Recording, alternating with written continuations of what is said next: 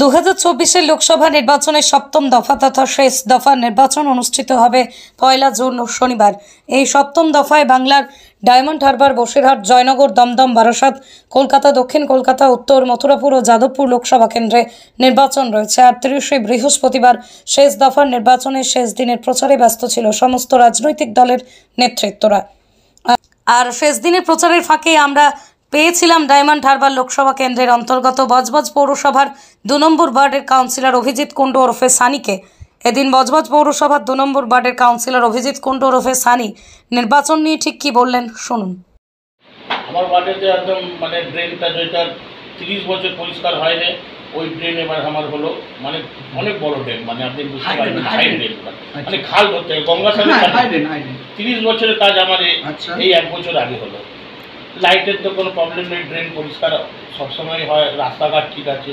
একটা স্কুল ছিল আমার এখানে, যে স্কুলটা দীর্ঘ 4-5 বছর দিয়ে বন্ধ ছিল, আর ওই স্কুলটা এতটা হিলে গেছিলো তাহলে ওই স্কুলটা যে কোনো সময় পড়ে যেতে পারতো। তো ওই স্কুলটা আমরা ভাঙিয়ে দিয়েছি, কেন না ভাঙালে আবার যদি একটা অ্যাক্সিডেন্ট হয়ে যেতে পারতো, ওই জন্য আমরা ভাঙিয়ে দিচ্ছি। এমনি স্কুল বন্ধই ছিল।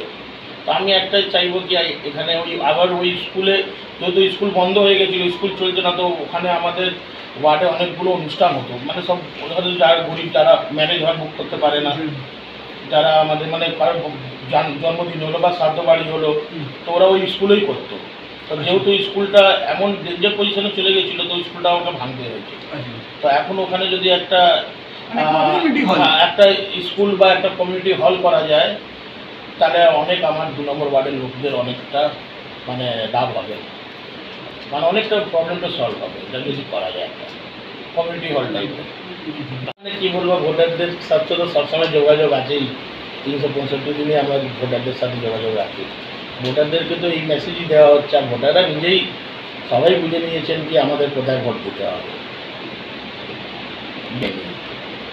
কেন বিজেপির কর্মীরা তো খুঁজেই পাবেন না কোথায় আছে ওরা, কারোর মধ্যে কোনো দ্বন্দ্ব নেই, কারোর মধ্যে নেই, মনে হয় আমরা একটা পরিবার। আমাদের খুবই হেল্প করেন, আমাদের চেয়ারম্যান খুবই হেল্প করেন। কোনো সমস্যা হলে আমাদের বোর্ড মিটিং হয়, তাতে আলোচনা হয়, আমাদের চেয়ারম্যান কাছ থেকে আমরা অনেকটাই সাপোর্ট পাই।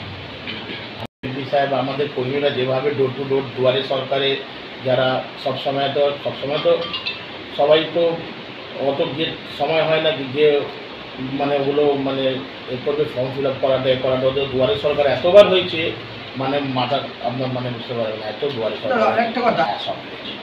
আমরা তারপরে আবার এমপি সাহেব আমাদের বলেছিলেন কি 2-3 বার করে খোঁজ করতে, একটা ট্যালি করতে বলেছিলেন কি কোন কোন ঘর থেকে কারা কারা পেয়েছে, কারা কারা পায়নি। কিন্তু আমরা পুরো 100% পেয়েছি, 100% ফুল, এমন কোনো বাড়ি নেই যারা পায়নি। অনেকবার সার্ভে করা হয়েছে, অনেকবার সার্ভে করা হয়েছে, পুরুষদের থেকে 3 গুণ আগে এই লক্ষ্মী ভাণ্ডার। আপনি এখনও দেখবেন মিটিং মিছিলে এখন পুরুষদের থেকে মহিলারাও বেশি বেরোচ্ছে। কেউ বলবে না যে যারা হাউস ওয়াইফ, এত সংখ্যায় মহিলারা বেরোচ্ছে। আমার মনে হয় মহিলাদের উপস্থিতির হার বাড়ার একটা কারণ হচ্ছে, যেমন প্রথম কথা, লক্ষ্মী ভাণ্ডার তো যেরকম দিদি দিয়েছেন বাড়িতে, একটা যে মেয়েদের দিদির যে এই যে প্রকল্প লক্ষ্মীর ভাণ্ডার, এতে অনেক যে ঘরে বসা মেয়েরা, যারা আজকে স্বামীদের কাছ থেকে হয়তো 500 টাকা হাত খরচা পাওয়ার ক্ষেত্রে, যেরকম চাকরির আজকাল বাজার হয়েছে, সেই থেকে একটা 500 টাকা থেকে যেরকম 1000 টাকা দিদি যে প্রতিশ্রুতি দিয়েছিলেন আমাদের মমতা বন্দ্যোপাধ্যায়, সেই প্রতিশ্রুতি পূর্ণ করে যে দেখিয়েছেন, তাতে মেয়েরা অনেকেই লাভবান হয়েছে। তাদের সংসারের যাবতীয় খরচা, এই যে দৈনন্দিন যেমন গ্যাসের দাম বাড়ছে, তারা আরও যেরকম আমাদের ঘরের যাবতীয় যেমন চাল, ডাল, আটা, সমস্ত জিনিসের যেরকম দাম বাড়ছে, সেইগুলো যোগান দিতে গিয়ে ঘরের মহিলাদেরই বেশি ভোগান্তি ভুগতে হয়। তো সেই ক্ষেত্রে এই যে সুযোগ সুবিধা পেয়ে মেয়েরাও আগ্রহী। দিদি যেমন আমাদের সব প্রকল্পের মধ্যে এনেছেন, তেমন মেয়েরাও এগিয়ে এসেছে। সক্রিয়ভাবে থাকার কারণ হচ্ছে, কারণ এখন আমাদের যে বর্তমান যিনি কাউন্সিলর আমাদের সানিদা, যেভাবে মানুষের জন্য এগিয়ে এসেছেন, যেভাবে কাজ করছে, যার কোনো তুলনা হয় না আমাদের ওয়ার্ডের। আপনারা তার মিটিং মিছিলেই প্রমাণ হয়। অভিষেক ব্যানার্জি, মমতা ব্যানার্জির জন্য আমরা মেয়েরা যতটা সেফ আছি, ওয়েস্ট বেঙ্গলে আমরা অনেক সেফ আছি। আমাদের প্রধানমন্ত্রী যেখানে বলছেন যে আমরা এটা পাবো, ওটা অবশ্যই জায়গাতে দাঁড়িয়ে আমাদের গভর্নমেন্ট মানে মমতা ব্যানার্জির জন্য আমরা অনেক সেফ আছি। আর আমাদের মেয়েরা এডুকেশন পাচ্ছি, সাইকেল পাচ্ছি, যেটা গ্রামে থাকতে মেয়েরা পায় না, স্কুলে আসতে প্রবলেম হয়, স্কুলে আসতে পারছে। তারপরে স্বাস্থ্যসাথী পাচ্ছি, বিয়ের সময়তে যে প্রবলেম হয় টাকা, সেই টাকা আমরা পাচ্ছি হেল্পে। মেয়েরা অনেক সেফ আছে আর মেয়েরা এগিয়ে আসতে পারছে। এই গভর্নমেন্টের জন্য মেয়েরা এগিয়ে আসছে। আর অনেক মেয়েরা অনেক বাইরে বেরিয়েছে, বাড়িতে এরা থাকতো, তারা অনেক সামনে এসছে। ব্যুরো রিপোর্ট আমার কলম।